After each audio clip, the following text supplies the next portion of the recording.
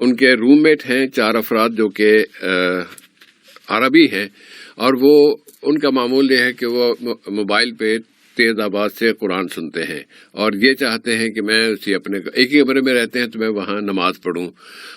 وہ اپنی خو نہیں چھوڑ رہے اور یہ اپنی خواہش پر عمل کرنا چاہتے ہیں. مسئلہ حل کیسے ہو؟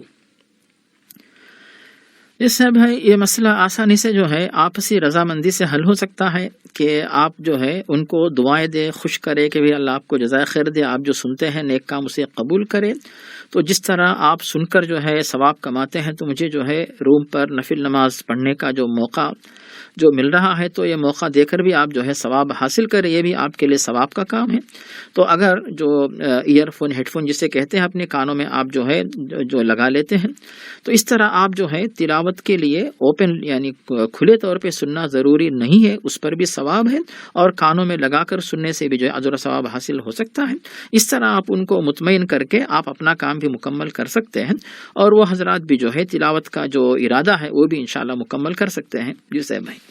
جزاک اللہ خیر. لیکن انہیں سمجھائے کون؟ یہ ذرا سمجھانے والی جو بات ہے یہ تھوڑی سی مشکل ہوگی کہ عام طور پر اس طرح کا رویہ اختیار کرنے والے افراد کسی ایک پہلو کو اپنے اوپر طاری کیے ہوئے ہوتے ہیں، اور وہ صرف یہی سمجھتے ہیں کہ ہاں جی ہم قرآن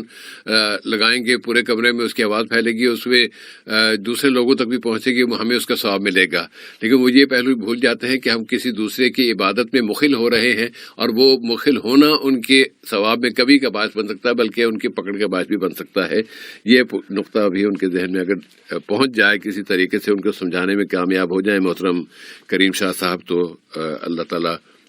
انہیں توفیق عطا فرمائے.